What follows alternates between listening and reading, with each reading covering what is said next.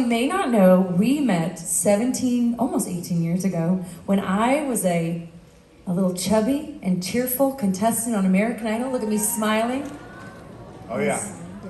So happy. You were fat. I was a little chubby, okay? Yeah, true. I was just young. And I was so excited, I called my mom. I said, Mom, you're never gonna believe who's the guest mentor this week. It's Andrea Bocelli and this producer. And I didn't think I knew who you were, but I quickly became very, very familiar with you. I actually knew all your work and all the artists that you worked with. And that week I sang your song, I Have Nothing, and Simon told me to never sing it again. Simon's a dick. You actually love Simon. We're actually good friends, but he was wrong about that. Well. And he apologized the next week to you. Well, whatever. That was it was my real introduction to you. You had an affinity for me. I did. Yes, we did a lot of events together. You took me on the road a little bit for charity events, and David's had a few too many potato chips himself. Too many potato chips. You had a blonde phase that I loved. I had a blonde phase. I think that was an ice skating Christmas special we did together. I went to you were at my wedding. I was at your wedding. He played the piano for my new husband. We actually played the piano, and I was invited to one of your weddings. That's a low blow. Low blow. I wasn't able to make it because I was living in New York, but anyway, I wished you well. Yeah, you did. I did. It didn't work out that well. It didn't work out that well. Anywho, Eventually, we ended up at each other's wedding. Dun, dun, dun, dun, there we are.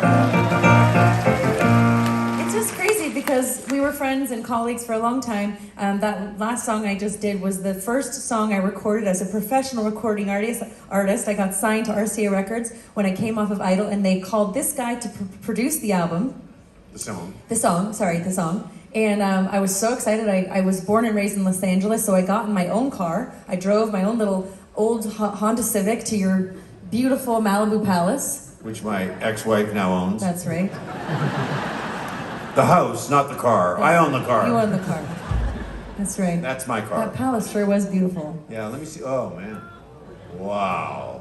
Anyway, we just had quite a journey together, and when we finally ended up together as a couple, we were, a little bit cautious of all the press and attention we were getting back at home, for our slight age difference.